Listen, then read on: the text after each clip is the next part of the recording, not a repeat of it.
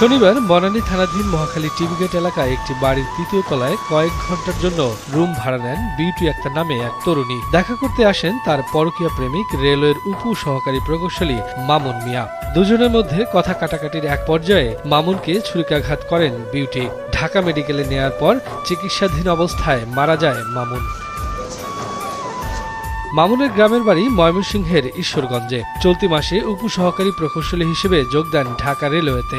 ঢাকায় একাই থাকতেন তিনি। পুলিশ জানিয়েছে, মামুন বিউটির মধ্যে দীর্ঘদিন ধরেই পরকীয়া প্রেম ছিল।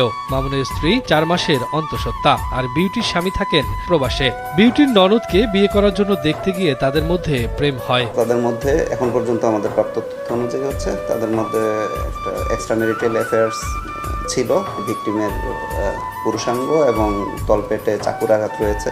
মামুন এবং সন্দিগ্ধ আসামি বিউটি আক্তার দুজনেই মেরিড। বিয়ে করার চাপ প্রয়োগ থেকে হত্যাকাণ্ড হতে পারে বলে প্রাথমিকভাবে ধারণা করছে পুলিশ। মনোমালিন্য চলছিল, যেহেতু দীর্ঘদিন ধরে তাদের মধ্যে একটা সম্পর্ক আছে এবং শারীরিক সম্পর্ক পর্যন্ত গড়িয়েছে। সন্দিগ্ধ আসামি বিউটি আক্তার সম্ভবত বিয়ে বা সংসার তার সাথে করার জন্য সম্ভবত এটার ফলাফল হিসেবে হয়তো ঝগড়াঝাটির এক পর্যায়ে এটা ঘটেছে। এই ঘটনায় বাড়ির মালিকের ভূমিকা সহ অন্যান্য বিষয় তদন্ত করে ব্যবস্থা নেওয়া হবে বলে জানিয়েছে পুলিশ। শফিকুজ্জামান রুবেল, সময় সংবাদ, ঢাকা।